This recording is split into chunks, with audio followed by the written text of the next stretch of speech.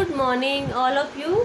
Class 6 Hindi की पाठ्य पुस्तक है मैत्री। हमारी हिंदी की पाठ्य पुस्तक का क्या नाम है? मैत्री। कौन सी क्लास के लिए? कक्षा 6 के लिए। पार्ट 1 फूल और कांटा। पार्ट 1 फूल और कांटा, इसको हमने पढ़ लिया और इसके प्रश्न उत्तर भी हमने कर लिए हैं। आज हम पार्ट 2 पढ़ेंगे, तेनाली राम। तेनाली राम एक हाजिर जवाब और बुद्धिमान थे। इनकी बुद्धिमत्ता की कहानियाँ दूर दूर तक प्रसिद्ध थी। इसमें 3 कहानियाँ दे रखी है इस पाठ में। एक फर्स्ट कहानी है नया महल, नया महल, इसको भी हमने पढ़ लिया। दूसरी कहानी है बादलों की भाषा, इसको भी हमने पढ़ लिया। तीसरी कहानी है जासूस। तीसरी कहानी का क्या नाम है? जासूस। इसको हम पढ़ेंगे, मेरे साथ साथ पढ़ोगे, उंगली रखोगे और समझोगे। राजा कृष्णदेव राय युद्ध के झमेलों में उलझे थे। राजा कृष्णदेव राय किसके झमेलों में उलझे थे? युद्ध के झमेलों में। एक दिन कोई तांत्रिक दरबार में आया। एक दिन कौन वहाँ दरबार में आया? तांत्रिक। तंत्र विद्या के कमाल दिखाए। उसने क्या दिखाया? कौन सी विद्या के कमाल दिखाए? तंत्र विद्या के। राजा प्रभावित हो गए, यानी खुश हो गए। तांत्रिक ने कहा, यदि आप आज्ञा दें तो बिना युद्ध किए शत्रु सेना को खदेड़ दूं। वो राजा को बोल रहा है, राजा अगर आप मेरे को आज्ञा दो तो मैं शत्रु सेना को यहाँ से भगा सकता हूँ, यहाँ से खदेड़ सकता हूँ। राजा ने स्वीकृति दे दी। राजा ने उनको आज्ञा दे दी, स्वीकृति यानी आज्ञा दे दी। तांत्रिक ने अनुष्ठान शुरू किया, मतलब हवन वगैरह जो भी करना था वो तांत्रिक ने शुरू किया। धुआं उठा, विशालकाय दैत्य के आकार में बदल गया, यानी धुएं से बहुत सारा धुआं हो गया तो विशालकाय दैत्य के रूप उसने धारण कर लिया। शत्रु सेना भागने लगी। शत्रु सेना क्या करने लगी? भागने लगी। कुछ ही देर में मैदान साफ हो गया। कुछ ही देर में क्या हो गया? मैदान साफ। उस धुएं के कारण वो सभी भागने लगे, सेना पूरी भागने लगी। तांत्रिक आया तो राजा बोले, आप हमारे दरबार में ही रहे। तांत्रिक को राजा ने क्या बोला कि आप हमारे दरबार में ही रहे, राज्य की सुरक्षा की जिम्मेदारी संभालें। और उसको कौन सी जिम्मेदारी संभालने के लिए बोला? तांत्रिक को राज्य की सुरक्षा की जिम्मेदारी संभालने के लिए बोला। तांत्रिक नहीं माना, कहा मैं राज्य के चारों ओर ऐसी रेखा खींच दूंगा कि शत्रु उसे पार ही नहीं न कर सकेगा। यानी तांत्रिक ने क्या बोला कि मैं राज्य के चारों ओर ऐसी रेखा खींच दूंगा, राजा को बोल रहा है कि शत्रु उसे पार ही नहीं कर सकेगा, मतलब वो आपका राज्य सुरक्षित हो जाएगा। राजा हाँ करने ही वाले थे कि तेनालीराम बोला, मुझे यकीन नहीं। मतलब राजा हाँ में हाँ मिलाने वाले थे, तभी अचानक बीच में कौन बोल उठे? तेनालीराम। तांत्रिक उटपटांग बकने लगा, मतलब कुछ भी आंसर बोलने लगा। तो तेनालीराम नम्रता से बोला, ऐसी रेखा पहले मेरे घर के चारों ओर खींच दीजिए। तेनालीराम ने क्या बोला? अगर ऐसा है शत्रु सेना आपकी रेखा से भाग सकती है तो सबसे पहले मेरे घर के चारों ओर ऐसी रेखा खींच दीजिए ताकि कोई इसके अंदर, मेरे मित्र ही उसके अंदर आ सके, शत्रु नहीं। उसे मित्र पार कर सके और शत्रु नहीं, यानी मेरे घर में ओनली मित्र आ सके, कोई शत्रु नहीं, तो मैं आपका गुलाम बन जाऊंगा। ये तांत्रिक को बोल रहे हैं तेनालीराम। तांत्रिक मान गया। रेखा अगले दिन सवेरे खींचने को कह चला गया। मतलब उन्होंने, तांत्रिक ने बोला कि हाँ मैं अगले दिन ऐसी रेखा खींच दूंगा।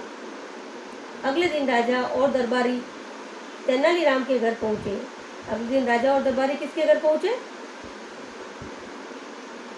अगले दिन राजा और दरबारी, मतलब उनके तेनालीराम के घर पहुंचे थे। दरबारी और राजा दोनों पहुंचे तो चकित रह गए। तांत्रिक के हाथ पैर बंधे थे। तांत्रिक के हाथ पैर बंधे थे। सैनिक पहरे पर खड़े थे। राजा कुछ पूछते इससे पहले ही तेनालीराम बोला, महाराज यह शत्रु का जासूस है। ये कौन है? शत्रु का जासूस। यानी तेनालीराम ने उनकी बातों से भांप लिया था कि ये शत्रु का जासूस है, क्योंकि ऐसा तो हो ही नहीं सकता कि बिना उन शत्रु सेना को खदेड़ दिया जाए बिना लड़ाई किए। सैनिक पहरे पर खड़े थे। राजा कुछ पूछते उससे पहले तेनालीराम ने बोला, महाराज यह शत्रु का जासूस है। आप अपनी तंत्र विद्या का सिक्का जमा कर राज्य भर में धमाके करने आया था, यानी राज्य को उड़ाने आया था, धमाके करने यानी बम से। आप पर अपनी तंत्र विद्या से सिक्का जमा कर राज्य में धमाके करने आया था। शत्रु सेना भी सोची समझी योजना के अंतर्गत भागी थी, यानी इसने शत्रु सेना को सोची समझी योजना के अंतर्गत भगाया था। राजा ने शक्ति से पूछताछ की तो तेनालीराम की बात सही निकली। तांत्रिक को कठोर दंड देकर राजा ने तेनालीराम से पूछा, तुमने यह कैसे जाना, यानी तुम्हें कैसे पता चला कि यह तांत्रिक है जो जासूस है, यह हमारी जासूसी करने आया है और हमारे राज्य को बर्बाद करने आया है। तब तेनालीराम ने जवाब दिया, भागते समय शत्रु सेना अपने तमाम डेरे, तंबू और हथियार उठा ले गई। सचमुच डर कर भागने वाली सेना ऐसा नहीं कर पाती। अगर जो डरती है सेना तो वो जरूरी नहीं है अपने तंबू वगैरह सब सामान लेके जाए, वो अपना जीव बचा कर भागने में रहती है। लेकिन ये शत्रु सेना अपने साथ डेरे, तंबू सब लेके चली गई थी। तो तेनालीराम समझ गए कि नहीं ये सेना का जासूस, ये शत्रु सेना का जासूस है, इसलिए उनको पता चल गया। तेनालीराम सिर झुकाकर बोला, ये रात में भाग जाना चाहता था, पीछे सिपाही न लगता तो यह हाथ न आता, सिपाही न लगाता तो यह हाथ नहीं आता। राजा ने शाबाशी देकर तेनालीराम को पुरस्कृत किया, यानी इनाम दिया। ये हमारी कहानी खत्म हो गई है बेटा। यहाँ पे इसके प्रश्न उत्तर करने हैं आपको। शब्दार्थ हो गए हमारे, सही विकल्प पर राइट लगाए, ये भी हमारे हो गए। रिक्त स्थान पूर्ति कीजिए, ये भी हो गए। सही कथन पर राइट और गलत कथन पर क्रॉस का चिन्ह लगाए, ये भी हमारे हो गए। पीछे बचे हमारे व्याकरण बोध में क उच्चार व ख में शब्द दिए गए, उन्हें जोड़कर सार्थक शब्द बनाने हैं। अपमान ये सब मैंने भेज दिए आपको, और ये सुमेलित करना, सुमेल मिलाना है इनको, ये भी हमारे हो गए हैं। पीछे बचे हमारे क्वेश्चन आंसर।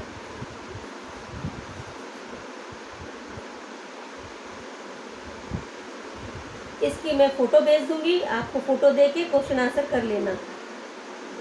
ओके। राजपुरोहितों ने बंदर को मारने से क्यों मना किया? राजपुरोहित ने बंदरों को मारने से क्यों मना किया? ये सेकंड पैराग्राफ में है। राजपुरोहित ने कहा, बंदरों को मारना शास्त्र विरुद्ध है, इन्हें भगवान का अवतार भी कहा जाता है, इसने बजरंगबली का अवतार कहा जाता है इन्हें, इसलिए बंदरों को नहीं मारना चाहिए। यहाँ से यहाँ तक पहला उत्तर है ये। दूसरा है, तेनालीराम ने बंदरों को भगाने का कौन सा तरीका अपनाया? बताओ। तेनालीराम ने बैलगाड़ी में बहुत सारे केले भर दिए और कुछ केलों को उसने बंदरों को दिखाया और नीचे फेंक दिए, ताकि केले को देखकर सभी बंदर बैलगाड़ी के पीछे पीछे चल दिए और इस प्रकार सभी बंदरों को उन्होंने जंगल में छोड़ दिया। ये मैंने बताया आपको, वापस सुन लो। तेनालीराम ने बैलगाड़ी में बहुत सारे केले भर दिए, कुछ केलों को उसने बंदरों को दिखाया और कुछ केले नीचे फेंक दिए, ताकि केले को देखकर सभी बंदर उस बैलगाड़ी के पीछे पीछे चल दिए। इस प्रकार सभी बंदरों को जंगल में छोड़ दिया गया। और सभी यह इसका उत्तर अच्छा। तीसरा है, तेनालीराम ने राजा से ऐसा क्यों कहा? महाराज बादल जो कह रहे हैं वह मैंने समझ लिया। ये यहाँ से यहाँ तक। तेनालीराम ने राजा से कहा, महाराज बादल जो कह रहे हैं वह मैंने समझ लिया। उसके उत्तर देने के लिए 1 सप्ताह का समय चाहिए उन्हें। 1 सप्ताह के बाद कृष्णदेव राय ने पूछा तो तेनालीराम उन्हें राज्य की यात्रा ले गए। 1 सप्ताह बाद में तेनालीराम उन्हें राज्य की यात्रा में ले गए। राजा ने देखा जगह जगह पुलों, तालाबों, सड़कों और बांधों की मरम्मत हो रही है। उन्होंने कहा, महाराज बादल गरज कर बाढ़ आने की चेतावनी दे रहे हैं। आपकी ओर से उत्तर ये दे दिया, ये यहाँ तक। इसका है तीसरे का, तेनालीराम से लेके उत्तर दे दिया, हो गया तीसरा। चौथा है, राजा के प्रश्न का उत्तर तेनालीराम ने किस प्रकार दिया? राजा के प्रश्न का उत्तर तेनालीराम ने टूटे हुए पुलों, तालाबों, सड़कों और बांधों की मरम्मत करवा कर दिया। क्या? राजा के प्रश्न का उत्तर तेनालीराम ने टूटे हुए पुलों, तालाबों और सड़कों और बांधों की मरम्मत करवा कर दिया। चौथा अपना फिर इफेक्ट है, तेनालीराम ने तांत्रिक से क्या कहा और क्यों? तेनालीराम ने बोला, मुझे यकीन नहीं। तांत्रिक उठपटांग बकने लगा तो तेनालीराम ने नम्रता से बोला, ऐसी रेखा पहले मेरे घर के चारों ओर खींच दीजिए, उसे मित्र पार कर सके और शत्रु नहीं, तो मैं आपका गुलाम बन जाऊंगा। तांत्रिक मान गया और अगले दिन सवेरे खींचने को कहा चला गया। बस यहाँ से यहाँ तक। फिर 6, तेनालीराम ने कैसे जाना कि तांत्रिक शत्रु का जासूस है? तेनालीराम ने ये इस प्रकार जाना कि तांत्रिक शत्रु का जासूस है। भागते समय शत्रु सेना अपने तमाम डेरे, तंबू और हथियार उठाकर ले गई थी। अगर वो सचमुच में सेना होती तो वो बराबर मुकाबला करती, लेकिन वह अपने डेरे, तंबू और हथियार सब उठाकर ले गई थी। सचमुच डर कर भागने वाली सेना ऐसा नहीं कर पाती। इसलिए तेनालीराम ने इस प्रकार तांत्रिक को पहचाना कि यह शत्रु का जासूस है ना, यहाँ से लेके यहाँ तक। ऐसा नहीं कर पाती, ये तांत्रिक शत्रु का जासूस है। इतना लिखने के बाद में लिखोगे, इस प्रकार जाना कि तांत्रिक शत्रु का जासूस है। तांत्रिक शत्रु का जासूस है।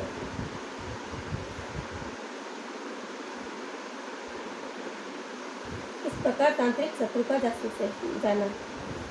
ओके, यहाँ से यहाँ तक अपने 6 ये क्वेश्चन बचे थे, 6 प्रश्न। 6 प्रश्न के उत्तर मैंने बता दिए हैं। आपको सुंदर सुंदर ढंग से कॉपी में करके कॉपी चेक करवानी है।